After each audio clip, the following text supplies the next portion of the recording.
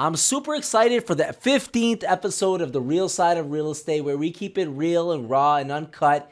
I'm super excited to have a very successful real estate investor, serial entrepreneur, Mr. Derek Conorton on today.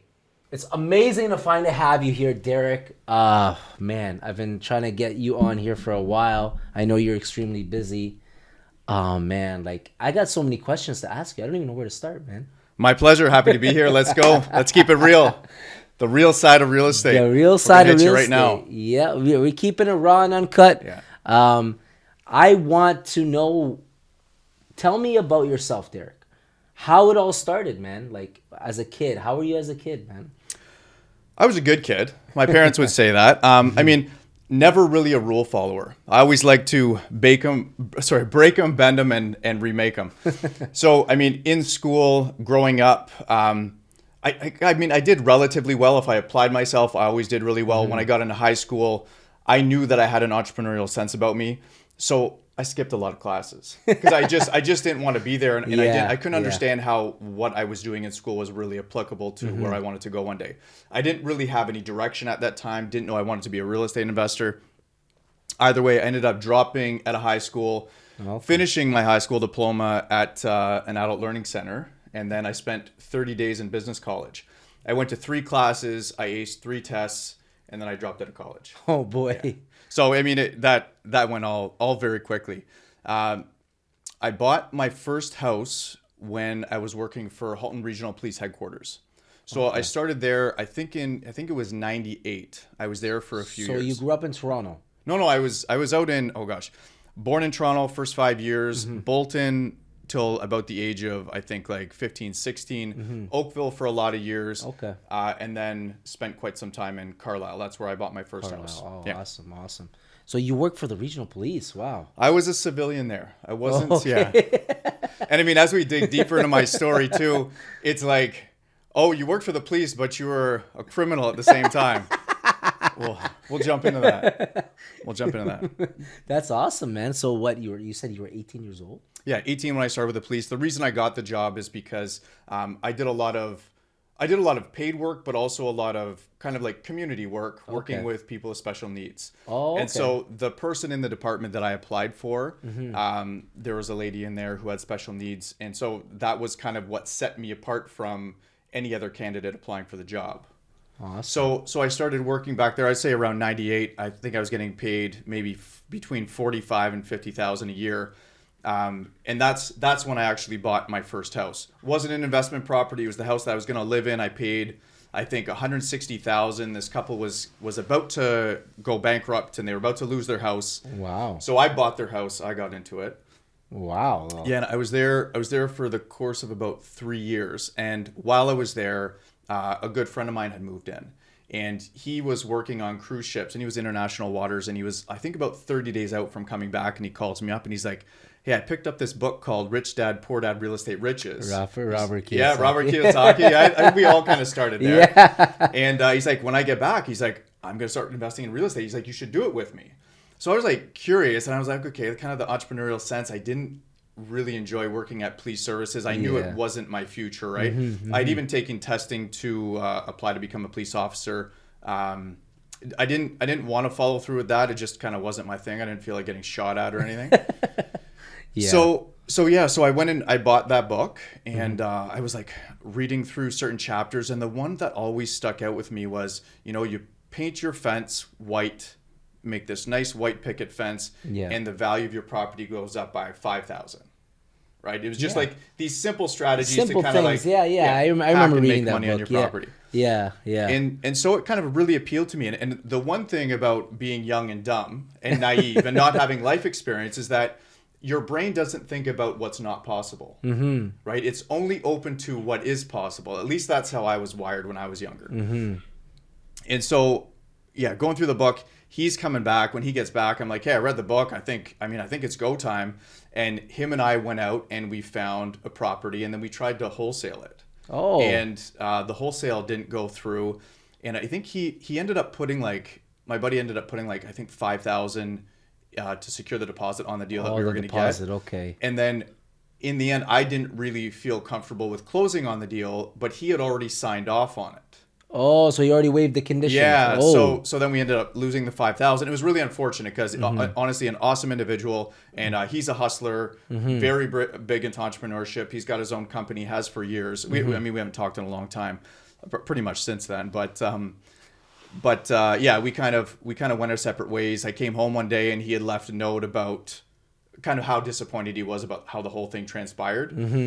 And then I stepped off and started doing my own thing. That's amazing. At 18 years old, you were making 40,000-50,000 a year. Yeah, I was doing all right. That's like doing all right. My brother at 18, I was chasing women, chasing girls. I mean, I was too. Chasing girls. I was not thinking about. Wait, I have to think about a girlfriend at that time, whether or not I was actually chasing girls. And I was not.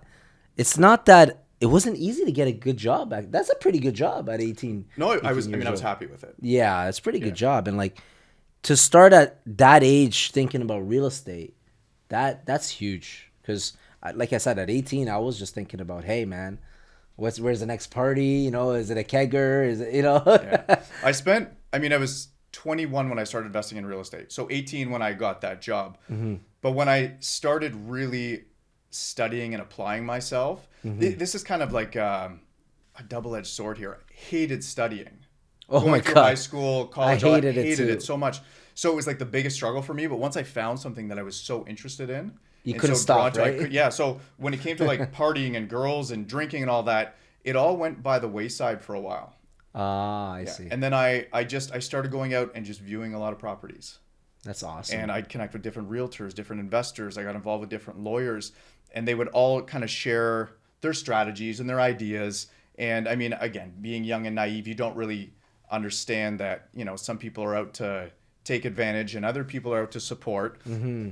So, I mean, I learned some tough lessons that way. But yeah, my first deal was 8 properties. Wow. There was a realtor. So it was like a wholesale deal. You got like. There was a realtor who had one listed for sale. Her name was or is Ying Lu. She's a Hamilton realtor. Oh wow. Has been in the game for a long time. I don't know if she still is. I think so. I think Remax, right? I think. Yeah, it is. Actually, is her. It is her. Yeah. Yeah, really wonderful lady. And she connected me with a house that was listed for sale. It was like $85,000 in the downtown core Hamilton. And that couple ended up having 8 properties in total. Oh wow. So yeah, so I was just like, well, how do I figure out how to get all of these properties? And way back, like the brokers and the banks, they were a lot more lenient on, you know, who gets a mortgage. Oh, the financing. Yeah, so I financing think I got like 3 mortgages at one bank, another 3 at another, and another one at another. Like Wow. So instead of applying for everything at once, we applied for multiple mortgages. and then they just didn't catch it. That's awesome. And you got the 8 deals. Obviously, you got. I did. The only challenge I ran into with those 8 deals was that I needed to afford the down payment. And working for $45,000 a year, you're not going to have a down payment like 20-25% down across all those properties. So I had to get creative. And the banks, I don't know if it's changed now. So I mean, people can try this strategy. It might work. But I went and I applied for as much credit as I could in one day at 5 different banks. Oh, so like credit lines. Credit lines, yeah. Credit lines, credit cards, anything I could get my hands on. Okay. And then I got approved for everything. I think it was like 100,000. Wow. I got approved for all of it. So then I put a Wow. good chunk of that money down across those properties. And yeah, and that was it. That's when it first And started. it wasn't scary for you. Like growing up for me, it was like debt. I'm scared of debt. You know, like parents always put that in your head. Don't put yourself in debt. Buy a house, pay it off. You know, the old school traditional way. So that's a huge risk at 21. Yeah. To like go get all that credit and then put it down on all these 8 properties. It was 8 like single family. They were actually semis. And like at that time, people were thinking about Camaros and thinking about nice cars and like having fun. They weren't thinking about buying properties. I was thinking about Camaros too. But you know what I mean, right? Yeah. Like it wasn't the thing to do, right? And especially downtown Hamilton. Back then, you know, I'm a Hamiltonian, right? And I know how Hamilton was 20 years ago. See, I didn't. I'm ignorant to that world completely. Yeah. Completely ignorant to it. So I learned a lot of tough lessons fast through some very less than level people. Mm-hmm. But I put myself in those positions, and again, being young and naive and ignorant to a lot of what life is, you don't know what you're putting yourself into. or who you're getting yourself involved with. That's true. That's true. But you know what? Like, it shapes and forms you into who you are. Yeah. Anything you go through, it shapes and forms you into who you are. It pushes and brings out your real character, right? And in some instances, you realize there's a tiger inside. You know what I mean? Oh yeah. And some instances, you're like, oh my God, maybe I gotta shape up a little bit. You know, I got beat on this one. I'll come back. I'll bounce back. And you learn these lessons at a young age. At 21, that's the young age. I had a few other guests on that started at that age, and I'm like, wow, you guys are ahead. Like at 18, 19, 20, 21, all I cared about was just simple things. I wasn't thinking that I could ever afford a mortgage or ever, you know. And I guess it goes to mindset, which I wanted to touch on mindset Sure. with you because I know you're big into the mindset game, Yeah. right? And growing up, mindset was scarcity. Like it was like coming from immigrant parents, right? Coming to this country, first generation, right? And it's like, be careful before you lose it. You know, don't get credit. Don't over leverage yourself. Always like putting the fear in you, right? And as a kid, when you grow up, you can't help but be fearful because you've always were told, don't touch this. Don't do that. Don't jump there. You're going to get hurt. You're going to scratch your knee. You know what I mean? Like, and that takes a toll on you, like over years and years and years, right? Like when you become 16, 17 years old, you're kind of scared to try things. 18 years old, you're scared to try things. But it's somebody else's fear. And then when you can recognize that, that's when you really transform, because all your parents were doing, not you specifically, but all your parents or your friends or any of your peer group was doing is like they were trying to look out for you. They were trying to show you what was best. So here's how you're careful, right? Here's how you don't get hurt. Yes. Do this, do that, dress this way, don't dress that way. Yeah. This should be your favorite color. This shouldn't be your favorite color. And then you get to a point where you become very aware of how those thoughts and feelings are processing through your system. And then you have to kind of decipher through that and figure out, okay, what is really me and what is somebody else's idea of who I should be? Yeah. But at a young age, you really just, when you get an idea, you get excited, right? You go to your parents and your parents shoot it down and you're like, you know, it's like getting punched in the gut. You know what I mean? Like it's like, it's like, okay, maybe I am, you know, naive. Maybe I am, you know. And after you get punched in the gut a few times, right? You kind of stop thinking like, hey, you know, maybe I'm just you know, I should just go work, study hard. And I'm not the guy that likes to study. I'm exactly like you. Same page. Yeah. I'm on the same page as you. Like I was like, why am I sitting at this desk for 8 hours learning from this gentleman, right? Where I could be out exploring the world and learning better and more efficient ways of doing business, right? So I was always skipping class. I was, you know, getting in trouble in school and all that stuff, right? A bad kid in school. They never thought I'd graduate high school. Forget about college or any of that stuff. Almost got kicked out a few times. So I went through all that to realize that you don't have to be good in school to be good in life. You know, and that's a thing, right? Like, school is more, they teach you to be a certain way, right? I think they teach you how to be a 9-to-5er, right? They don't teach you how to be an entrepreneur. They do.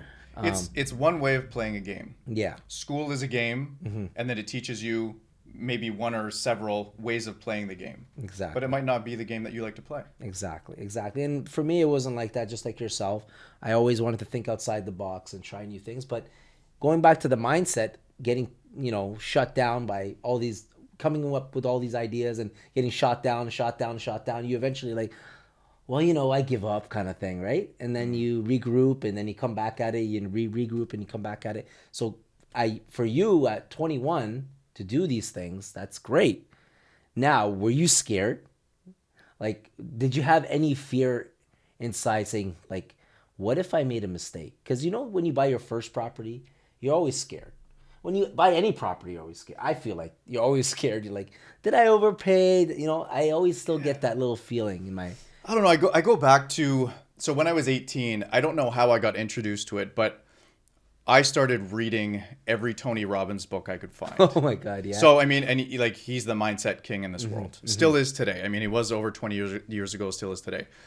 I don't recall ever being afraid of learning and growing.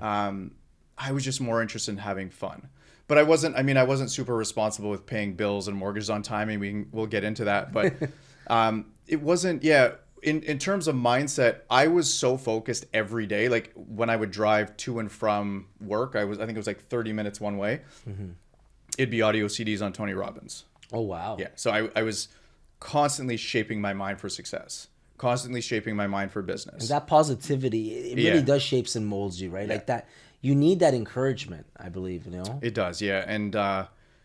And when I just started exploring life in a new way, and I mean, he's really all about, you know, master yourself, and you master the interior world, and you master the exterior world. And when I started to acquire all these properties, I mean, my first deal I did 8, and I think my second deal I did 1, and then my third deal I did 9. And then by the time I was 25, I owned 35 properties with over 100 rental units. Wow. So I just kept growing and expanding, and I grew too quickly. I wasn't responsible with some things as it was growing, but it wasn't a case of fear. It was a case of like excitement and exploring this world, and I don't know, living on the edge kind of thing, right? Yeah, I mean, fear is honestly, it's never really been an issue for me. I did have some tenant issues where there were times where I'm like, okay, I don't really want to do this. It wasn't that I didn't want to do it. I didn't want to deal with the tenant headaches, because in the downtown core of Hamilton, you know very well, you're dealing with a different mentality. Oh, 100%. You got to have a different kind of, you got to be built for it, right? Yeah. I mean, those people down there, a lot of them, they're so street smart. So when I would go to them, I'd go to them with like this kind heart. And they would recognize it right away, right? They're like, okay, this is weakness. Oh, they can feel it, yeah. Yeah, and they just play right off it. So it actually, it kind of reshaped me. I don't want to say it hardened me, but it taught me some valuable life lessons about people and manipulation and relationships and just understanding people's different psyche, and realizing that like, not everybody thought how I did. They weren't motivated to do better. Oh, no, I agree with you. 100%. Some of them like were big energy leeches and just sucked the life out of you. Oh, yeah. But I found myself at a point where this kind of entrepreneurial side of me kicked in again. I don't know if this is good or bad, but here I am today, so it must have been good. But I found myself dealing with these tenants who weren't paying rent. And my mortgages, monthly expenses, by the time everything add up, I'm only maybe making $200, $300 to $500 a month in positive cash flow. But by the time those tenants didn't pay rent, and by the time I kicked them out, found a new tenant, fixed up things in those properties, I would be in the hole. Oh, I can imagine. I'm trying to grow my portfolio, and all my hard-earned efforts are going back into these like pieces of shit. I don't think they're pieces of shit. Just at the time I did, right? It's just they have their lessons to learn in life. I have mine. So one of my tenants always paid rent on time. Had this like flashy, beautiful car. Amazing sound system in it. It was just pimping. I loved it, right? It was that car that you wanted when you were younger. Yeah. And I was venting to him about what had gone on with some of my properties, and he knew a lot of the people in downtown core just with his upbringing, and he was involved in drugs and whatnot. But I didn't realize at the time, and I'm like, you always pay rent on time. I don't even know if you have a job. But I'm like, you have this amazing car. I'm like, what do you do? And then he was like, I'm going to be honest with you because we're buddies now. He's like, I've been growing weed in your basement even before you owned the property. Wow. And so he's like, every 2-3 months, he's like, I make 10 to 15,000 just on one crop. Wow. So he's just selling it by the pound. And then back then it was really expensive. Oh yeah, I think it was like 2,000 a pound. Back then. It was pretty high. I know. And it's funny because like I've never done hard drugs in my life. I maybe smoked 3 joints in my life. It's just not my thing. I don't drink like at all. It just all that stuff's not my thing. So he was talking about as these properties come vacant, he's like, why don't we partner up and we'll just grow weed in them? Oh my God. And I'm just like, really? Oh yeah. Oh my yeah. God. And I'm like, let me do the math on this. There's no math to do, right? I was just like, I don't have to deal with tenant headaches. I have to water pots, and then once every few months, I have to spend a few hours cutting stuff down. Wow. And drying out plants and then selling them. Maybe I did do this. Maybe I didn't. I don't know if it's illegal at this point. But so I had 11 properties going at one point. Oh, so you had the growing and all 11? Yeah, all 11. Wow. So I was dropping like tens and tens of pounds cut down time. Wow. But as I ventured into this world, it took me completely off the path that I was focused on in terms of Real estate. building a real estate portfolio and building proper relationships and connections and growing business. It just took me off this path altogether. And I stepped into the psyche of somebody who only knew how to survive in the streets. And it was very much existing in a space of, I want to say it's like a poverty mindset, a very fear-based mindset. Always, you're always looking over your shoulder. Paranoid. So Yeah. paranoid's what we get into in a very I know sick what way. you mean. Yeah, I know. So I had all those properties going. I got involved with some very large drug dealers in the downtown core of Hamilton. They started moving into my properties. Oh boy. There was a huge arrest in the downtown core. It was Operation Gold Mine years ago. You can look it up, but a bunch of my doors were kicked in. Oh my God. And those guys were arrested. I think they had like 5 keys of cocaine. Holy moly. Yeah, my properties were like packed with guns, ammo, prostitutes, Oh my grow-ups, all sorts of stuff. So all that kind of came crashing down, and my whole real estate empire came crashing down with it, because I didn't get arrested, fortunately. And I mean, I wasn't really involved at all in their heavier stuff. I kind of kept to myself. Yeah. But they were just paying me cash every month to rent the properties. They'd give me like 6 months of rent. I wouldn't have to think about anything. So Well, that's, as a landlord and you're 21 years old, right? yeah. You're like, well, you can't go wrong with that, right? I mean, it's an amazing strategy nowadays if you think about it, because the landlord-tenant board rules, you got squatters in there, you've got tenants who won't pay and then it takes a year to get them out. If you got a drug dealer in your house, they're paying you cash or you're calling the cops. They got 2 options, right? So Right. Yeah. it's a strategy that can work. Nowadays, that strategy Yeah. would definitely work. So it came all crashing down. yeah. So what do you mean? Did they seize the properties? Yeah, so the police didn't. A lot of my doors were kicked in, and I was making all that money in the grow ops and just spending it like crazy, just like buying vehicles. I was yeah. living in a 3,500 square foot home, 5 bedrooms in Ancaster Meadowlands, just my dog and I. Just trying to live it up big, right? But I wasn't paying my mortgages properly. I wasn't paying utility bills properly. So eventually it all caught up with me. Oh, I see. And then we talk about paranoia, right? So being in the downtown core, everybody knew who I was.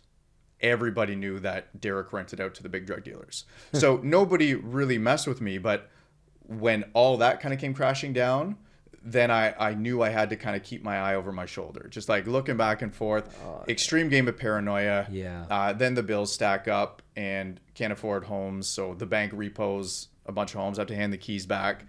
Cars get repoed.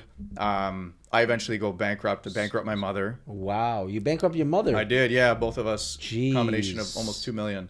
Oh my God. Yeah. So that was That fun. must have been devastating. It was. I mean, I'll step into that life lesson. But just all around that time of going bankrupt, I was a primary caregiver for my father. He was very sick for a lot of years. All within 6 months, he passed away. I went bankrupt, and then my girlfriend and I have 3 years. We broke up. So it just took me from this like high to this lowest low. Wow. And- All within 6 months. All within 6 months, yeah. Oh my God. Yeah. It was a good time. Yeah. Good time. That in that right there, not a lot of people could bounce back from something like that. Like, being at the highest of highs and then crashing down to the lowest of lows. Of course, at that point, it's the lowest of lows. Your father passing away, having your mom go bankrupt, and losing a girlfriend. That must have been devastating. How old were you at that point? 25, 26. 26. Yeah, 26. So yeah, you're still young. 26 years old, still like going through it, right? And experiencing all the highs of highs, the lows you haven't experienced yet. Yeah. And how did you deal with that? Like what did you do to deal with that time? Like what helped you get through that time? So I was very mentally ill for a little bit. Even before, kind of like as it was leading up to that whole crash, I was mentally unwell, physically unwell. I was fortunate enough. I mean, this isn't a fortunate thing, but I was fortunate enough when my father passed away. I had about $75,000. Okay. So I coasted on that for the next year. And over that period of time, I lived with my mother for a little bit. I think I was with her for several months until I decided to get on my own again. But I did take a lot of time to myself to step back into Tony Robbins. And then years prior to that too, I had kind of like ventured down the path of consciousness and awakening, and I step into like Eckhart Tolle's teachings. So it really just drove me on this journey inwards. Mm-hmm. And so I found like a lot of what I was aspiring to be was just, I really figured I was trying to be something somebody else wanted me to be. Every time I bought a property, somebody was so impressed, right? So the ego inflates, and then you buy like 5 more, the ego inflates. Oh yeah, you can't help that. And people pat that ego, right? Yeah, no, it's addictive, very very addictive. Yeah, I know, I can imagine. So I jumped into that, but I took a lot of time to reflect too on my real estate investing strategies, because there was, I mean, when you own over 100 units, you know which deals work and you know which deals don't work. And there were so many deals that I got involved in for a fair market value price. And the reason I was able to do that is because I knew a couple investors who they would sell me, like, let's just say the property was 100 G's. Way back in time in downtown Hamilton, I picked up a lot of properties for like 30, 40, 50,000. Yeah. And so I would buy blocks of houses off these guys. Wow. And I would go get the financing for them, and then they would hold a small second mortgage. But everything was 100% financed. So I was completely dependent on cash flow. So when everything turned against me and I tried to sell off properties, the bank had already gotten a hold of the ones with equity, and even the equity that I did have didn't cover all the debt that I had. Oh, yeah. I see. I mean, going bankrupt for $2 million, that would kind of speak for itself, right? So where I changed things was I would not touch a property moving forward for fair market value. And to this day, I will not touch a property for fair market value. And if anybody watches this podcast, it's the number one lesson they have to pay attention to, is that you have to win on your deals on the way in. On the buy. Win on the buy. And it's the entry strategy. And you know what? I tell that to all my investors. You got to win on the buy. Mm-hmm. It's very important. You could definitely lose money on other things like construction and all the other.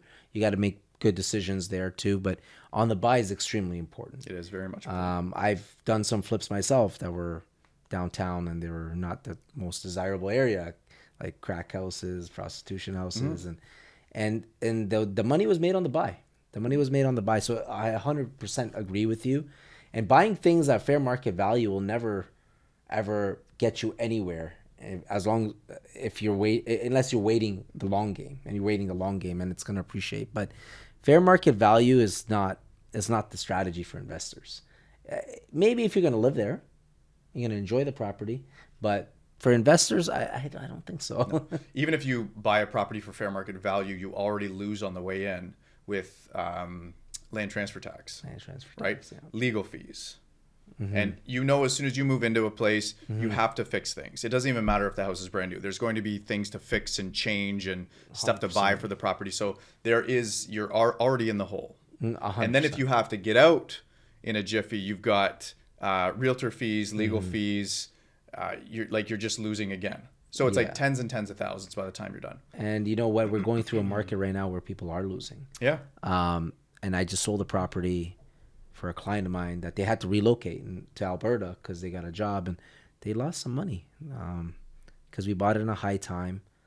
They bought it at a good price in a high time, like a really good price. We got a steal, but now the market's dropped so much they had to take the loss. So yeah, So did you ever come to the house parties I threw at my house in Burlington? No. Okay. No. Did you see that one? You ever see it on Instagram? I seen a few photos of that. Okay, yeah. So $3.5 million home. Wow. I bought that downtown Burlington cash, and I don't ever put my money into my deals. I don't like doing that, but I paid cash, and then the property served well in terms of like the networking and the connections. And like confidence in other investors and a lot of like other strategies I had. I've made a lot of money just from that property, but the market was correcting. And when they originally had it listed for sale, I think they were at like 385, and I got it at 3.3. Oh wow. Yeah. So when I sold it, we owned it for like a year, I think, not even a year. And I'm like, we got to pull the plug on this. I'm like, the market's going to go down more, and I don't want to be stuck with all this cash sitting in one property. I even took a haircut on that one. I think I lost like 150,000 just doing that deal. Wow. So I mean, I'm not I'm not afraid to lose money on deals. I like to be more calculated, but I mean, this just goes to show you get involved with an emotional deal like that, and you just make sillier decisions Yeah, but potentially. you know, like for your situation, if you made money on different avenues owning the house, then it may have been a good decision. But you're right. Like you never know what the market's going to do. You have to make the right decision on the buy side. You got to calculate, do all your calculations, and make sure that you're going in at the right price and you're not paying fair market value. I completely agree with you. So let's talk about the come up from that. Okay. The come up. I want to hear the come up because that's where the Rocky story is, man. And I don't know if you watch Rocky. I used to love Rocky as a kid. Rocky. Who He got hasn't beat seen up. Rocky? Come on. He got beat up, and then he's got to come back. He's having his eggs in the morning. He's doing his run, and that's motivational, man. That right there is like anybody could hit rock bottom. It's the mindset that you have when you hit rock bottom, and what gets you to the next step that you will take action to change things in order to succeed and bring yourself back up. So that's what I want to hear about. Like I want to hear what it took for you. You said you had a hard year after that. Like you had Yeah, so it's funny you talk about Rocky. I was walking past this convenience store after losing everything, and I heard the "I Have the Tiger" song. Oh No, I didn't. I'm just kidding. I didn't. I didn't know. So it all goes back to like when I was 18. I was obsessed with Tony Robbins. I was educating myself in the real estate space. Yeah. I was working out consistently. I was in the gym probably 4 or 5 times a week. So I was always dedicated to building a better version of me. Every day I was committed to that. And when I stepped onto the path of like drug dealers, growing weed, something that really didn't align in terms of what I stood for, that's where the breakdown started. But coming out of the bankruptcy and taking the time to kind of reflect back on who I was becoming, the thinking and feeling tools that I was using to cultivate me and my life wasn't working out consistently, was like very mentally and physically ill. I knew I had to step back on track in terms of redefining this. And when you go through this, we'll call it this journey of conscious evolution, you start to recognize that your thoughts and your feelings, they're not who you are.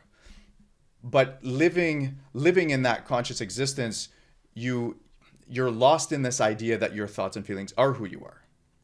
Yeah. And so then you start to notice this space between thinking and feeling. I don't want to dive too deep into the consciousness talk. We'll keep it real estate focused, but I start to become like hyper aware of my thoughts and my feelings.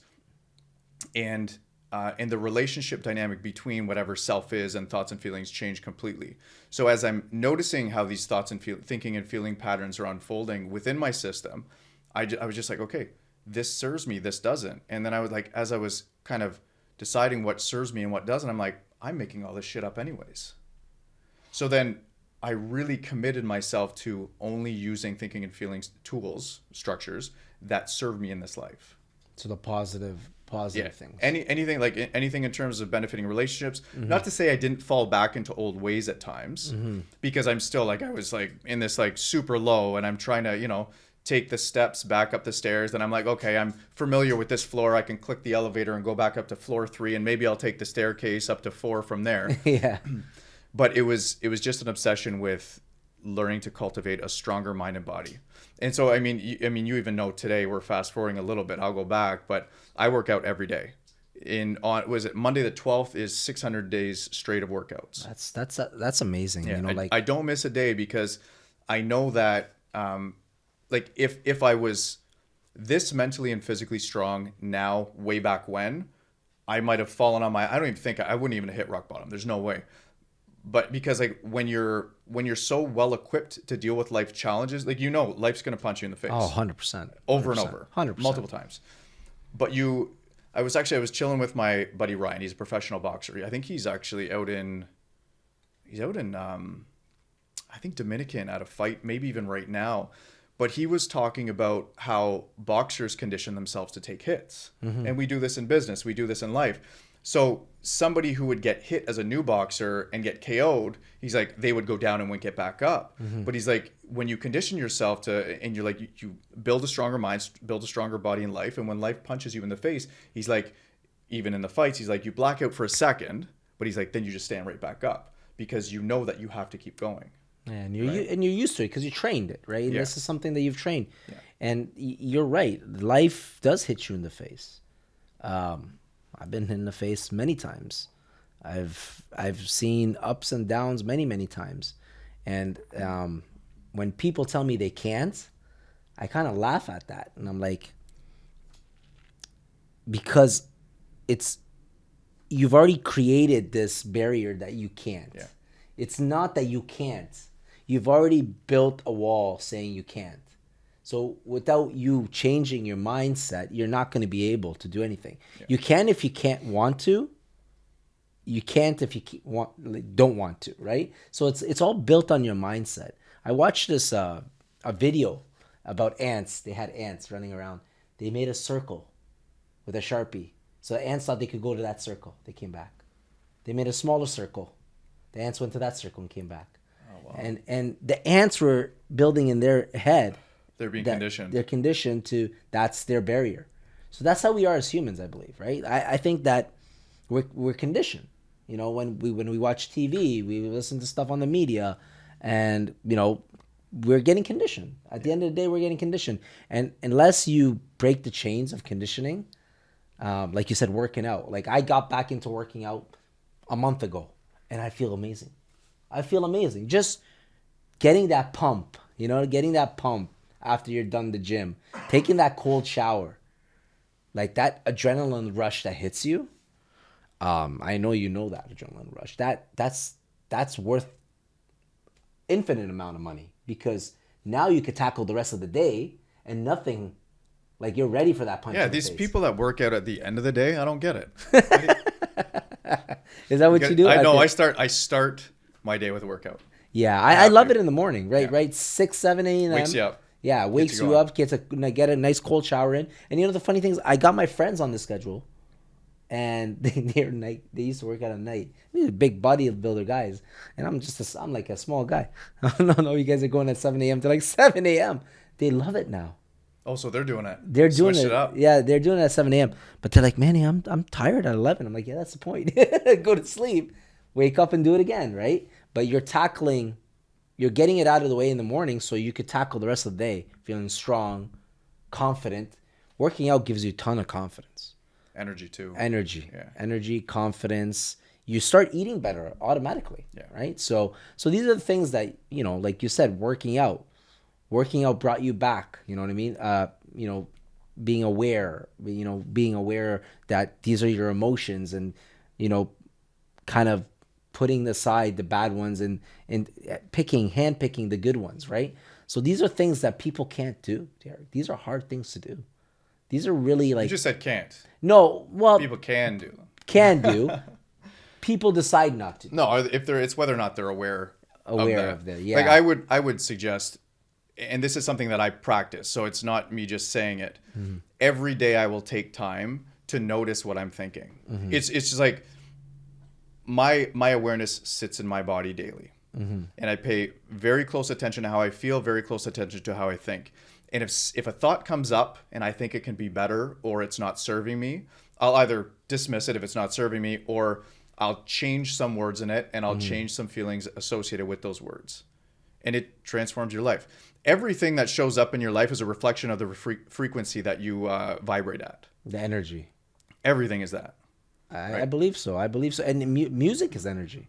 And music makes you feel a certain way. Mm-hmm. That's a vibration. And you're absolutely correct. Everything that I've ever experienced in my life was based on my energy. Yeah. And when I was up, I got positive vibes around me. When I was down, I got negative vibes around me. Yeah. No, I mean, if you go like the downtown core Hamilton, for example, yeah. You know, there's a lot of people down there with some very low frequency states. Oh, 100%. Right? 100%. Caught up on fentanyl, homeless, eating out of trash cans. It's rough. So the frequency that they exist in, if you were to kind of dive into their world and dig around in their thoughts and their feeling structures and what they do on the daily, they'd be nowhere close to what I do or what you do. No, and you know it's what? It's a different frequency state. 100%. So their lives show up as a direct reflection of how they think and feel and act, and then ours does the same. 100%. And you know what? Speaking about this, I want to talk about the diversifiers. Yeah. Like, you're not only real estate entrepreneur, you're also a mindset. Would I say mindset coach? Sure, we can call it that. Yeah. Mindset coach with the diversifiers. I want you to talk a little bit about the diversifiers, what you guys encompass, who you help, because you do help a lot of people with these things that we're talking about. And you know, a lot of people need the help. Yeah. So diversifiers, it's overall it's a wellness program. So I guide people along their journey of conscious evolution, and I help them transform physically, mentally, and spiritually. And whether it's just life that you need help with, or business, or real estate investing, I kind of encompass all of it. Because I know based on my experience that my external reality, my life depends on me. My relationships depend on me. My business depends on me. So if this isn't set right, it doesn't matter about the other stuff, because it's going to go to shit if this is going to shit. 100%. So I have people on those calls. I mean, it's I'm not going to dive into too much of it in terms of like the consciousness side of things, but a lot of the talk is geared towards conscious evolution. So I talk about noticing the thoughts and feelings, and really kind of digging into the truth of self. And when people do that, it just, a lot of who they're not unfolds. And they start to realize on a deeper level who they are. And that actually plays a big factor in restructuring your thinking and feeling tools, and then also how you carry yourself forward in day-to-day life. That's great. But I make it very relatable to real estate investing and business, because that's what I've been involved in for so long. And how rewarding is it when you see a student of yours, you know, actually following the steps and seeing some success following the steps? How rewarding is that? Yeah, no, it's very rewarding and very inspiring, because you're building a community of like-minded individuals, and then there's really no separation between me and them, right? I feel like it's one larger energetic body. So I mean, I've got people now who are doing much better in business, much better in their personal lives and their relationships. Like, somebody sent me a message a while back, and he was like, hey, this, like, what we're doing now saved my marriage. Wow. And this person, so I have that program, Diversify 365. So it's working out every day in some capacity based on the program. And I think he's almost at 365 straight days. Wow. I have a number of people who are in the 300s just wrapping up their first year of doing it, a number of people in the 200s, some who are new. Wow. But yeah, always cultivating a better version of self. That's great. We're going to definitely put the link for sure. to you know, get in contact with you about the diversifiers, because there's a lot of people out there that definitely need that mindset reset. I say mindset reset. You know, a hard factory reset. Yeah, they do. You know, like the whole world needs one right now. You know, it's I have a lot of friends that need one of those, right? Like, and it's funny. Like, when you look at your life, you're like, you start taking yourself away from like friends and stuff. You know, you start doing your own thing, and people kind of look at you strange and differently, and they're like, well, what's going on with you, man? You're not calling us no more. You're not hanging out no more. And it's like, you know, you exist on a different frequency. Yeah. And it's hard, man. It's hard because, like, you grew up with people, you hung out with people all your life. And when you're doing different things, it's hard to explain. And I've tried, you know, like, I'm doing these things, I'm doing that. Well, that's cool. Like, let's go do what we used to do when we're 25. I don't want to. Yeah, you're not stuck there. Yeah, I don't want to do that anymore, right? Like, I've moved past that. But a lot of people have not moved past what they were doing when they were younger. They're still doing it at maybe a lesser extent, but they're still doing it, right? And that's why these programs like yours are very important, because it helps people get where they're going and where they want to go, right? And sometimes they're in a vicious cycle, right? And I switched mine up a bit though, right? Because when I do business, I like to make something original. I like to create in an original way. And I've owned a number of businesses. So I know there's a lot of coaches out there. Nothing wrong with how people are doing it. It's great. There's a lot of people, I mean, building and sharing a lot of value for a number of people. I wanted to build something where, because it's you're transforming mentally, physically, spiritually, and financially. So when people join diversifiers, they actually get paid to be a part of it. So whatever share amount you come in for, you get your share certificates and whatnot. You're a part of that company. But everything that I do, everything's backed by my business and my real estate. Oh, So if somebody invests, let's just say 10,000 into themselves, I'll say into themselves, into diversifiers, within a year or two, depending on the term that we agree to, they get 10% interest back on their money. So wow. everything that they invest into diversifiers goes into my projects. Oh, And okay. we haven't really talked about the comeback story yet, but to date, I own like multiple eight figures in real estate. My businesses do very, very well. I have a not multi, I have an eight-figure net worth. So I'm doing very well with what I've done. I don't want to disclose the And no, number, and though, but that's commendable. Like, and that's why I wanted to talk about the come up. Like the come up, you talked about the mindset changing, and having this program, offering this is huge. I didn't even know about this. Like, this is great for the audience to know. It's great for me to know, because there are people out there that everybody has different coaching styles. They do different things, and they do help. Lots of they coaches do, do yeah. help. But you got to find the right one for yourself, right? And maybe that there's not one shoe fits all kind of thing, right? So I use coaches too. And there's coaches who are very effective in a lot of ways. And there's coaches where 60% of their stuff that they do or who they are, I have no use for at all. I just based on some things, I wouldn't even really want to associate with them, but they're very good at something that I want to learn. So yeah. Yeah, no, and lot of that's what value there. and that's what I'm saying. Like, not one shoe fits all, right? Like, at the end of the day, you got to find the right person for yourself. And I've been coached before too, for real estate, and I've been coached in different things. And I've always played sports. So I've always been I used to play hockey. Always used So to did be I. coach. Hockey's the best sport. I loved it, right? And that's where I got my name, Manny. This is my short form name. So my coach is like, "I'll call you Manny. I can't say your name. I'll call you Manny." I'm like, "Okay." He called me Manny. But I found some coaches should not be coaches. You know what I mean? And some coaches are very good at what they do. So it differs, right? But you got to find the right person for yourself. And I'm very happy that you've shared this information about diversifiers, because I don't think many people knew this about you. And No, on Instagram, I'm trying to think, like my social sites, I do share it a bit, but not a ton. yeah, not to that extent. And that's great. That's great that you did share it. Also, I love to hear how you got to this 8-figure Yes. real estate Comeback. portfolio, the comeback Comeback. story. All right. So this comeback Here we go. is huge, man, because So it's called Prostitution and Pimp Your Mother. Here it comes. I'm not even joking. Here we go. so That's tell me, what- so when we got over the drug dealing and we got over the drug dealing. Reevaluated my real estate investing strategies, and I knew coming back into real estate investing, I knew I could flip houses quickly and do well. Yeah.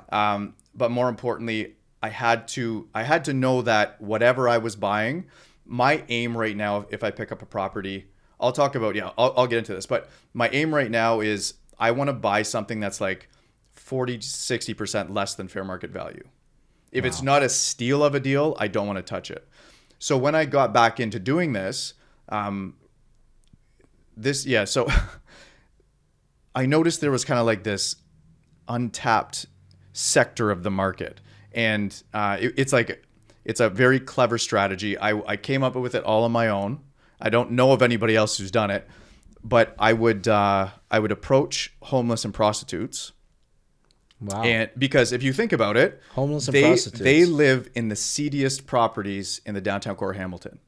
You're absolutely right. Yeah, it's my comeback game. This is my comeback game. Wow. So I would approach homeless and prostitutes, and my mother is like a social butterfly. She can connect with anybody. I don't know if this was like the smartest or the safest, but I say pimp your mother. I would take her in the downtown core of Hamilton. I would drop her on a corner in an area that I wanted to kind of like look for properties, and she would go talk to people on their porches. Wow. My mom's first deal that she did, she found this guy, an alcoholic, sitting on his porch, and just like casually talking, and eventually got into, hey, do you want to sell your property? He's like, no, but this lady up the street around the corner will, but it's a junker and she wants $85,000 for it. So my mom calls me. She's like, I don't know if you'll be interested, but this property up around the corner, $85,000. Within 2 hours, I was at that property. I had the deal signed and done. Wow. So I bought it for $87,000. I agreed that she could live there 6 months for free, the lady who owned it. So I got it for $87,000. She's living there 6 months for free. And then I think it was like 30 days into that deal, I sold it for, I think, 190. So you this is wholesaled years ago. Yeah, wholesale. Well, I closed on that. Oh, you closed on that I one. did Okay. close on that Okay. one, but sold it for 190. So my mom and I were like, well, this is actually pretty easy. There's this homeless person. Like, we would pay the homeless person $1,000 cash if they told us where like a rundown property was, or a property that had all its copper stripped out of it, or a crack house where like the prostitutes were just like, you don't want to go here, it's dangerous. The landlord won't even go back anymore. So I would work out deals with all these homeowners who are distressed.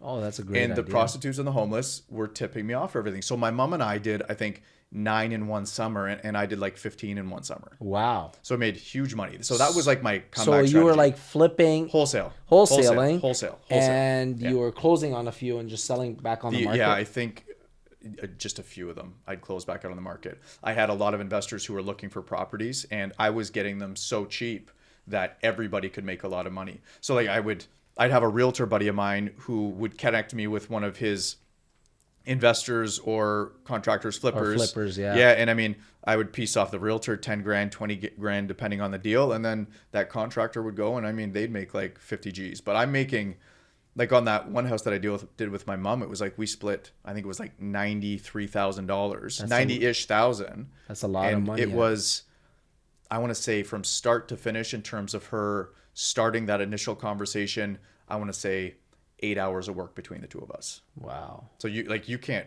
beat that math. No. And then back then, and the house was 87, so you made 90. Yeah. You made more money than your purchase price was. That's amazing. So I did this on a number of properties. Wow. Right? Like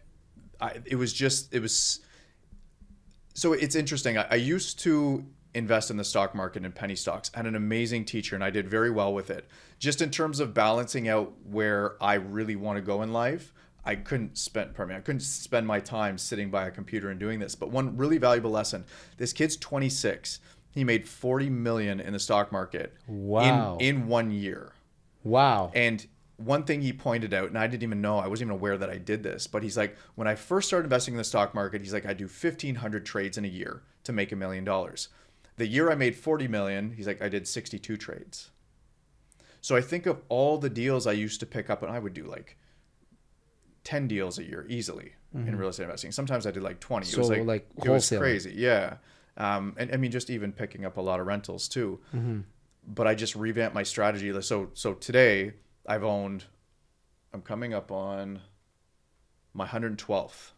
My 112th closes in 2 weeks. You have 112 properties. Right? I don't right now, but Okay. I've owned 112 in total, and I've owned probably 500 rental units. Oh my God, that's amazing. But I won't touch a property unless I'm making six figures. And when I say six figures, I'm talking like 200,000 at minimum on the way in. That's amazing. Like on the buy. On the buy. That's amazing. And those deals are out there all day, every day. And I can't stress this enough. I mean, even the students on my calls, I talk to them like, just get out and have conversations with people and building relationships, planting seeds. Like some of the deals that I do, they take a week to come to fruition, 6 months, a year. The one I'm doing right now, this one's 4 years. 4 years. 4 years where I initially had the conversation where I'm like, I want to buy this. Wow. And I mean, and I've known this family too. I mean, since I was a kid, but in terms of like the real estate focused conversations, and also too, I mean, this right here. I know we're not picking these up right now, but this thing makes you so much money. Oh, you're telling me. You're telling me. Just to give you a direct example, people who have done deals with me where I've made hundreds of thousands on their properties, they follow everything I do. I talk to them about, I want to win on the buy. This is how I make my money. I won't touch a deal. It's too risky. If the market fluctuates, if rates fluctuate, if I get sued, if anything happens, like there's damage to the property, insurance doesn't cover it, I know I can sell it and still get out on a win. But the reason why I'm able to do so many of these deals is because everybody watches what I do on social media. And that's amazing. Yeah, man. I mean, it's a game changer. You have the power of the world in your hand right And here. I know, not to the extent that you do. Like, obviously, I just got involved with social media really heavy last year, but I see how much it's transformed my business, and I see how much it transformed relationship building. And I have agents that work with me and work for me, and I always tell them, relationship building is the most important thing. It is. You're not selling anything. You're a matchmaker. You're matchmaking people with what they want, or you're matchmaking yourself with what they want, what you want. It's not about selling. It's about building the relationships and reaping the benefits of having a good relationship. I have a construction company. I don't know if you know that. And I built it based on relationships. These contractors have relationships with me. So when I need something done, they do it for me. And I was flipping for many years, and I was like, you know what? I'm going to build this into a company because I can help others, right? So I'm helping others, and I'm So making you money. renovate other people's flips now? Yeah. Okay, amazing. Yeah. So we have a full-out renovation company, and I have plumbers, electricians, HVAC guys. So these three kind of trades, they work for us. They're like subbed out, but the rest of them, general guys, we have them on our team and on payroll. And I built it out of relationships. Everything that I've ever built in my life was based on relationships. And it's like, I like you, we're friends, hook me up. And it was always like that. Even when I was younger, it's like a kid worked at Foot Locker. Yeah, man, yeah, I got you. Come, I'll hook you up. It was always like that. It was always relationship building. And I always tell my agents, it's not just relationship building. You have to keep the relationship good. Yeah. So you have to follow up. Relationships are hard, man. You know that. You have to work on the relationship. 4 years to do a deal. You had to follow up. You had to call, and you have to. Listen, that's only like one side of it too, right? While I'm building back up in the real estate space, I also built a children's multiplex. Wow. Top 1% in Canada, US, so international. Children multi. Children's multiplex, so indoor sports. Oh. So yeah, so my partner and I, we started just as a dance studio. She had just opened a dance studio. We met a few months into that, and then I was always there, being very supportive, and she was amazing, or is amazing, with children and teaching them dance. And like dance was her passion for years. And then I noticed, I came there one day, and there was like these group of moms who were just kind of like tearing a strip off her, and she was young and new to business. And I'm like I have enough experience with people like this in the downtown core of Hamilton. I can handle anything. So I stepped in and I set them straight. And I'm like, if you guys ever carry on like this again, you just don't come back. And they were puzzled, right? Because they're like, who is this guy? He doesn't own the business talking to us like that. So it caused a major rift in the business. But her and I had a conversation where I'm like, this is your baby. I don't want anything to do with it. You don't have to sign my name to it, nothing. But I'm like, let's partner up. I'll manage the people, and then you just take care of the kids in the classes. And so after we did that, like the business exploded. We were, I think year 2, we had like 300 kids. Year 4, it was like 500. We were bursting at the seams.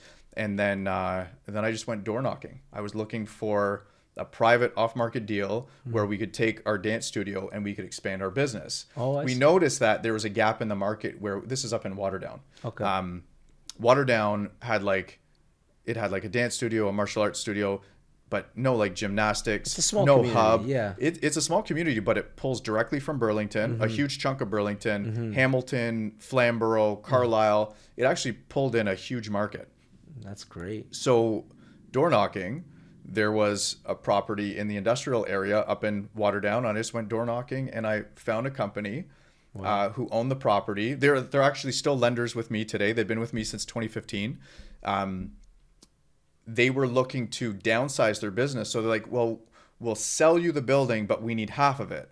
And I'm like, okay, perfect. Because it was almost 20,000 square feet. So I'm like, we can grow into it. Yeah. So long story short, we put dance, gymnastics, martial arts, musical theater into one location. Oh my God. And then we had a ton of trouble with competitors in the area, and they wanted to shut us down and saying we're there illegally. And it was 4 years in court with the city. We won, blah, blah, blah. But as we're going through all that crap, then the neighbor, he's like, I'm having troubles with my tenants. He's like, you're having troubles with the city. He's like, why don't you take your, he's like, you're having troubles with parking too. He's like, why don't you take your company and bring it into my building? He's like, I'll lease it to you. And he's like, you can just keep yours.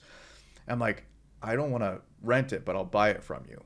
And so both of these, long story short, moved our business, which was Live Dream Dance. It was just a dance studio, to transform to the Dream Center. Okay. So then we have all these other children's Martial arts programs and everything. Yeah. Then we moved the Dream Center to the next building next door and grew it to that building was like 32,000 square feet. We had 4,500 kids annually, tens of thousands of kids over the years. We had 70 plus community awards, 3 outstanding business achievement awards. So when you talk about relationships and building community, this is a big part of it. That is huge. But the real estate side of it, with my experience in real estate investing, those two buildings. So the first one I picked up for, I think it was 1.9, the like the door knock. The door knock. Okay. Yeah, the door knock. That property right now is worth 6. Wow. So when I bought into that property, I knew I had a successful business that could support the finances of it. I wasn't super concerned, but I also got in, I would say it didn't meet my requirements of like, 40% off or 60% off fair market, but I would say it was like probably about 20, 25, 30. So I did okay. And then the market's done well in that area.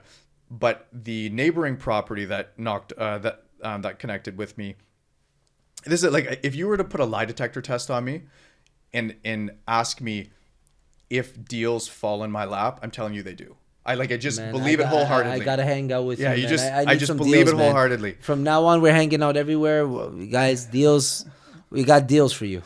So this guy, he's like, hey, 2.85. He's like, you can take my building, and I'm like, okay. I'm like, but you have to hold a VTB, and you have to hold it for, I think it was like 3 years or whatever.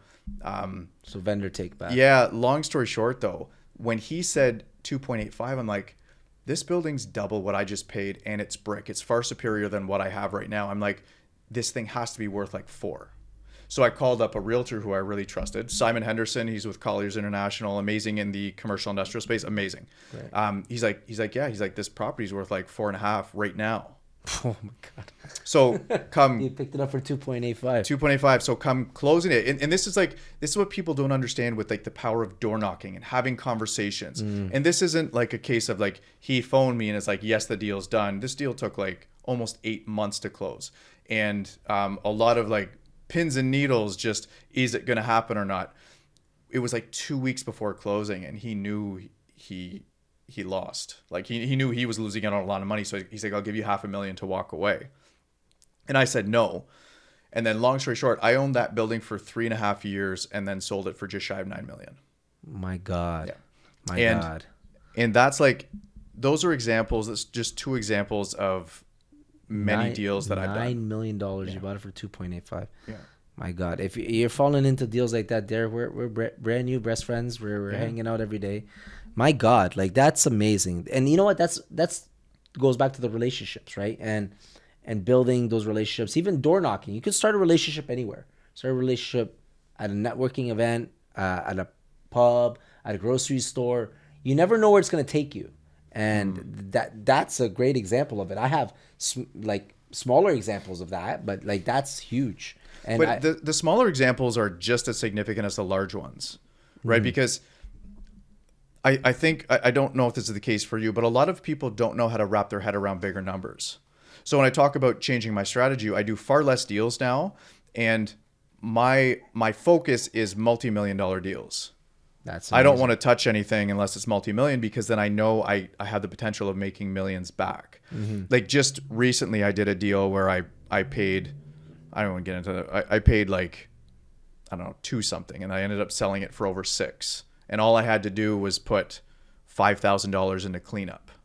Oh my God, 2 million? No. So 200. So we're talking about smaller deals. 200,000. I ended up selling it for over 600,000. That's amazing. That's still amazing. 400,000 you made on the. It was like 330 in the end. So Jeez. did really well. But like I was talking to you about my condo development earlier, wasn't on the market. My grandparents actually lived in the building, and it's a 10-unit building downtown Dundas.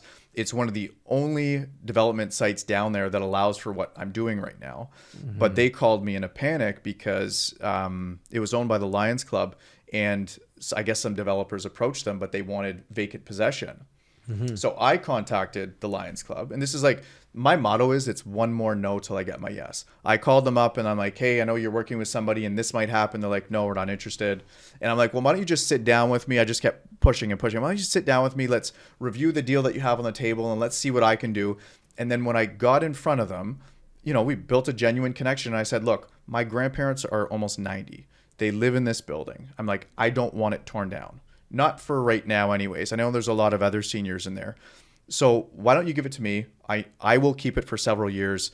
We negotiated a 4-year mortgage term. The first 2 years, I think it was like 0% interest in the first year, 1 or 2% in the second. It was amazing terms overall. But the point is, I picked this property up for 2.6. I could be off by 100,000. 2.6 or 2.7. You can even you can search the article in the paper, Derek Conorton, Dundas. I had it listed and sold for $4.5 million, not even like 3 weeks later. Wow. These deals are out there all day, every day. And that's very inspiring for all realtors, all entrepreneurs, all wholesalers out there, that the deals are out there. And it's all about relationship building. And, having time to do all these things, Derek. Like, how do you have the time? 24 hours in one day. Yeah. You built this real estate empire. You have the dance studio. Yeah. And I know you're part of a music. You're part of a record label. A record label. Yeah. We're looking that's at kept the pendant. secret. Yeah. I don't know that's in the shot, but record label. So how'd you get involved with music? I love to hear the story how you got involved in music. It's a real estate play. Okay. It was a real estate play. So weird story. Unfortunately, my neighbor had passed away. Older lady in her 80s. She lived with her son. Okay. I hope he doesn't watch this. I set a 30-day reminder in my phone to go approach him about the property, right? Because I knew, just based on who he was, I didn't think he was going to live there for long on his own. Yeah. His dad had just died a few years prior to that. So then, unfortunately, his mother passes away. So my alarm goes off on that 30-day reminder, and he's outside cutting the grass. Mm-hmm. So I walk up and I'm like, hey, love having you as a neighbor. I'm just kind of shortening the story here. Love having you as a neighbor. Yeah. I have family who would love to move in here. Never want you to move, but if you ever do consider at some point, I'm like, make sure you knock on my door. Mm-hmm. And he's like, funny enough, my sisters and I didn't know he had sisters at the time. So like, unfortunately, gone the way. He's like, yeah, my sisters and I are talking about selling it. And he's like, I think it's worth around 450. And I'm thinking, I'm like, I paid over $7 for mine, so I know it's way more than that. And so I didn't really say anything, but I'm like, well, let's meet with everybody and see if we can do a deal. And I don't know what realtor they spoke with, but the realtor gave them bad advice. Worked out well for me in terms of property value. I pegged that property to be worth about $7 on its own, and sat down with them. We negotiated back and forth on a couple different meetings, and finally agreed to 590. And it was like right around the time kind of COVID hit too, right? So 590 was the deal. I ended up. So this is recent. This is like 2019, 20. Yeah. Okay. Yeah, not too long ago at all. Okay. Just a few years back. Okay. And so within a week, I sold it for $100,000 more. I sold it for $695. Oh, nice. To a very good friend of mine and now business partner. So long story short, I did that quick wholesale deal. I didn't even own that one. I didn't even close on it. It just transferred to his name. I'm in his house, and I mean, he's like this like simple, clean white guy, like very intelligent, like very much into like real estate and construction and different things.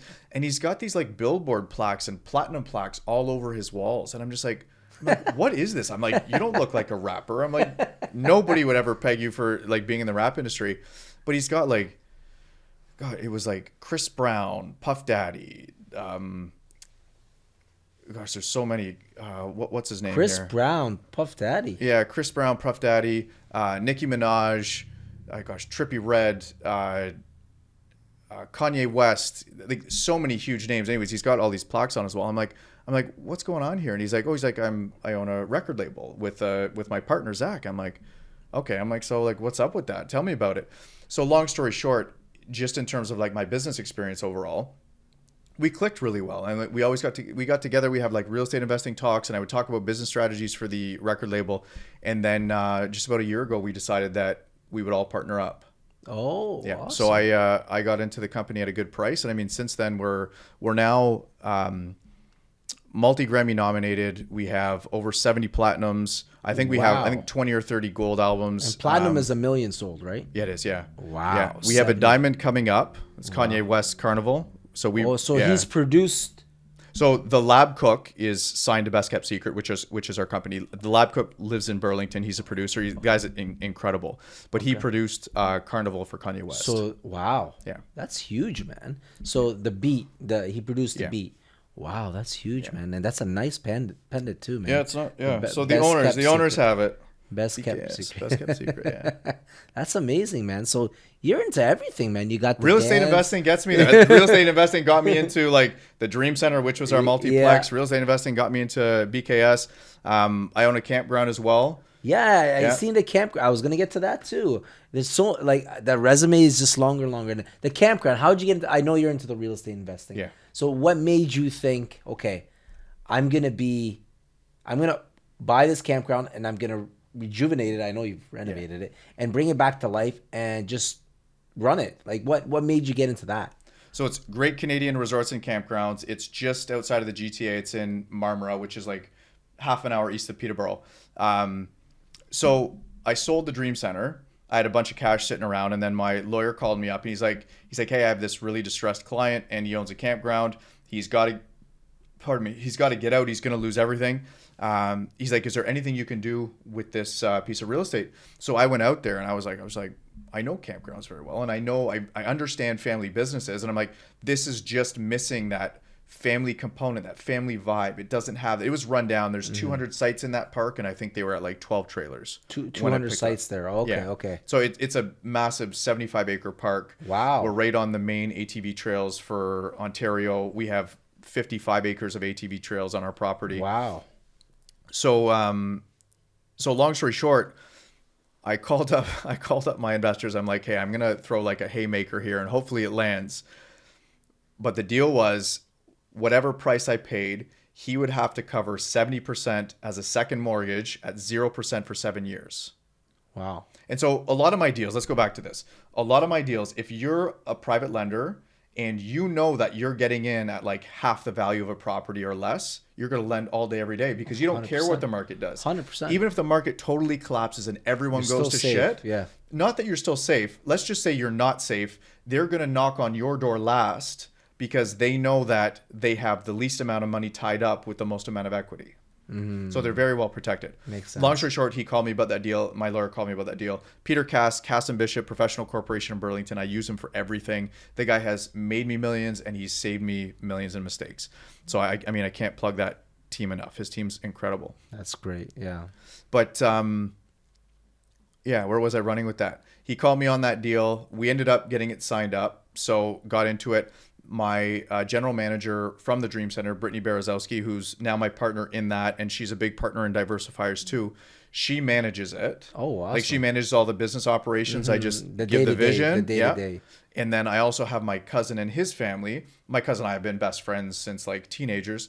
So he lives on site and he manages all the grounds work. Perfect. So you're like a family business. It's amazing. Run by family. It's amazing. And So- I've seen the work you've done there. Like I'm watching your Instagram. Pool, hot tub, splash pad, new camp, new playgrounds, new volleyball courts, basketball courts, mini putt, rec center, ATV trails. Like Wow. the list just their kids, Like- the families have so much to do. What was the turnaround on that? When did you buy that? What was the turnaround to do all Bought that it just work? over a year ago. Over a year ago. Yeah. And you got it up and running already. Yeah, it's up and running now. We had some unfortunate delays along the way, but I mean, it's the only thing we need to finish right now is hydro, which I was on a call today with the hydro company. We're getting everything. The power tripled at our park.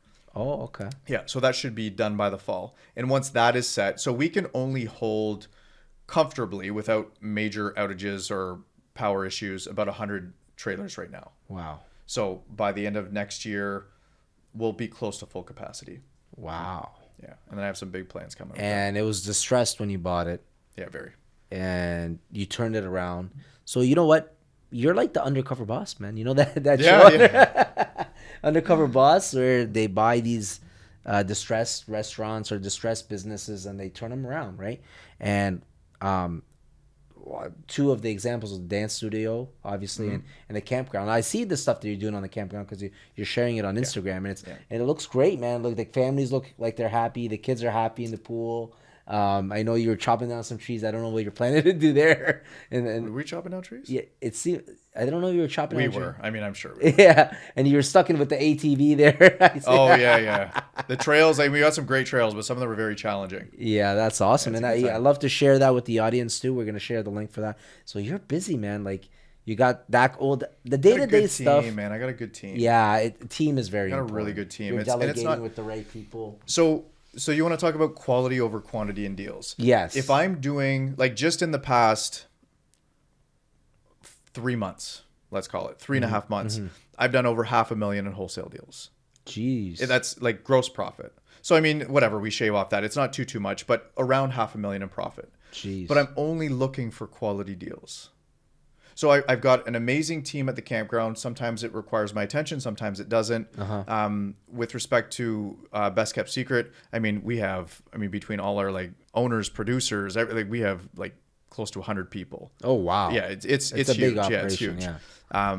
But really, really great people. So with respect to the real estate side of things, because I know a lot of this is like the real side of real estate, just focus on quality deals. And I say this to my students. I'm like, they're struggling to make ends meet. They're losing on deals. They're just jumping into the next best thing that shows up in the real estate world, whatever's flashy and new. But I'm like, if you just did one deal a year, like one deal that I'm doing, it just made me $250,000. The one I just told you, it made me $330,000. I gotta Just one. I gotta learn your secrets, man. It's no secret. Listen, guys, plant the seed, build the relationships. It might come to fruition quickly. It might not. But a lot of people, what they don't do, it's like the number one thing I say, just get out and drop notes on people's doors. Put out signs, message people online, go on Facebook, Google Street View. So I went on Kijiji a while back. Kijiji was always good for that. Yeah, I mean, I don't know if it is, you'd really have to kind of dig deep. Really good for that. But I mean, there's a lot of deals coming up. But there was a guy on there, just no pictures, terrible grammar, and he had a house. He had a house for rent. Yeah, he had a house for rent. And I called him up. I'm like, hey, I was thinking, maybe I don't rent. I'm qualified to buy. Maybe I could buy. And I could tell that he wasn't super real estate savvy, and maybe he was kind of tired of the property overall and all the tenants. And I get out there and he's like, oh yeah, I inherited these 3 properties from my parents. He's like, it's this one and those 2 right there on the same street. And he's like, do you want to buy all of them? I'm like, I do. Wow. So again, quality deals. I made $106,000 within 1 week of wholesaling those properties. Oh my God. But it's just, you never know where you can find it. But people don't plant enough seeds. They don't put out the efforts. Yeah. If you do go out and you look at 100 deals, you will find something. For sure. You will absolutely find something. For sure. It's like real estate, right? I tell my agents, you got to make those calls. Yeah. You got to make those 100 calls a day. Like, listen, I will never make 100 calls a day. I'm too good at this now. Where I even say it's like you're look at a 100 now. Yeah, I am totally. I've said I'm a sniper for years, but I won't even look at 100 deals. I'll look at like maybe 5 or 6. Yeah, but you're at a different level. You're a sniper now, right? Well, when you're there's levels to it, Derek. There certainly are. You could be just an army guy. You could be a general, you could be a lieutenant, you know what I mean? There's levels to it, right? And when you're just, coming in as a soldier, learning your left for right, learning how to use your gun, it's different. You got to make 100 calls a day, right? But when you're a sniper, you could cut that down to, okay, precise. Yeah. Okay, this is what I got in my scope, and I'm going to work on it, and I'm going to get it. I'm going to get that kill, right? And that's the difference between, someone that's just starting out and someone that's like yourself that's established, right, in the business. I'll say this too. If somebody wants an advantage in any community, any area, make sure you understand the future development plan. Sorry, am I saying that right? I think I'm saying that wrong. What's that? We'll cut this part out for sure. Oh my gosh, why is it's flying out of my head right now? Yeah, the future is it? What's it called? Future development plan is I don't think that's what it's called. For some reason, that's not. Anyways, it's okay. For lack of a better term, the future development plan for a given city, a given area. Understand the zoning within the different communities. So if you are walking a street, you're like, oh, I remember on my zoning map that this block of houses right here, they're pretty run down, but they're still tenanted. But I know this block of houses is zoned for like mid-rise. Then you do the calculations and you're like, okay, even if they want like a premium for these properties, it still makes sense if I pay X. And like that's all. I understand my areas that I'm going into. So I have a clear-cut advantage. I can go to a homeowner and they have no idea that their property is zoned residential commercial or it's zoned to be a legal triplex, right? And they're just sitting in a single-family home. So I'm like, okay, based on cash flow, you want X as a single-family home, but based on cash flow, I know I can get almost double that price. And that's extremely important. And a lot of places like Hamilton, for example, they're changing. Right. The zoning is changing for a lot of things because they're looking for multifamily. They're looking to promote multifamily. You know that the R1 zoning, there's 4 units on one lot of land, and that's changed a lot of things, right? Because before you couldn't do that, and you're restricted. You'd have to get you'd have to get change of zoning to be able to do that. Like even this property here. I was telling you earlier, I'm trying to convert it to the business to commercial, which I don't think it's going to be a problem anymore. It used to. I don't think it would, based on what's nearby. Yeah, it used to be a problem. It used to, like, you have to put the application in, put the money in, and hopefully they would even consider it. But now it's just taking a little bit longer now, right? And that's the tie up with Hamilton. But that's amazing. So tell us, what's the future plans there? What are you looking? Because it seems like you've already conquered the real estate Mount Everest. No. There's a lot of learning and growing to do. In terms of future plans, I definitely want to do a bigger part in building out the diversifiers community. Okay. I really want to focus. I want to focus on the quality of people in this world. I think there's a lot of mental struggles, financial struggles, physical struggles, and it's always been something that's really important to me, right? Kind of giving back. I've always been very involved in community, everything that I do, whether I was like working with policing, whether I was working with like the Dream Center and all the families there. I mean, we're always involved in different community events. Like the campground is very community focused. So it's been a big part of who I am. So building out that for sure. I mean, there's a lot of big changes coming for Best Kept Secret. I mean, the record label's blowing up. We got some incredible artists that we've got signed up now. So that'll change things. We have like a lot of the top producers in the industry in Canada and the US. And I mean, Wow. they produce for some of the biggest names out there. I mean, everybody knows them. They're all household names. In terms of the real estate side of things, I talk about quality over quantity. I'm just going to slow play it. I'm going to only find the deals that really make sense. So just so I can enjoy life differently. Like I have the freedom next week to go to Miami. It's very much music industry focused, but also it's business and networking. I get to go be a part of an inner circle where it's like there's going to be like 50 millionaires in a room, and like they're very, very wealthy, successful people. So just enjoying things differently, building new relationships. In terms of an overall vision, a lot of it's focused on diversifiers and just kind of setting the example. That's why I work at every day. I don't drink. I don't do drugs. I don't have anything against anybody who does that. Yeah. But I really think this world struggles in a lot of day with mental health. Yeah, and you know what? You helping, that's huge. I'm massive on helping people too, and try to give them a voice, people that don't have a voice, or try to get out there and help people with their events and stuff like that. So helping people is very rewarding on its own, and it opens a lot of doors, right? Like you getting a part of a record label, you were helping someone, right? And then it turned into a relationship that turned into, you owning half a record label or part of a record label, which is huge. And I'm all for that, man. Like, what is this? Like, at the end of the day, we can't take the money with us. No, You can't take it with us. I'll say this too, because I know a lot of people are going through this. Real estate investors, we'll just keep it on real estate. There's a lot of people who are caught up in bad deals right now, and I know they're going to lose. They know they're going to lose. They don't know how to face it. It's going to affect families. It's going to affect friendships, relationships, all sorts of stuff. It is not that big of a deal, guys. Like, you're going to fall on your face. It is okay. Everybody has, in some area of their life, get back on your feet and just keep moving forward. If you intended on hurting somebody, that's a different thing. But if you had genuine intentions, there's a lot of really great people who I know in networks who have been taken advantage of by people I know in other networks. Oh my God. And I've told them about it, and I've warned them about it. And unfortunately, they've got caught up and hurt. You're all going to be okay. Yeah. It's all what you decide. It's the meaning you give yourself if you fall back on your face. Are you a failure, or are you just destined to win?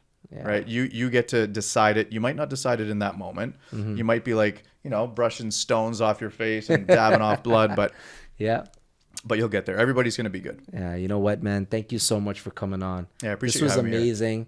I'm sure you're going to inspire a lot of people with your story and everything. And just like you said, I watched the interview with Tom Hanks. This too shall pass.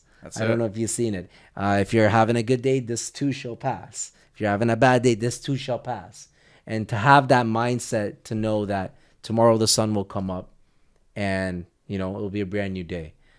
Thank you so much, Derek. Great time to take a drink of water. Yeah. Thanks for having me here. I really appreciate it.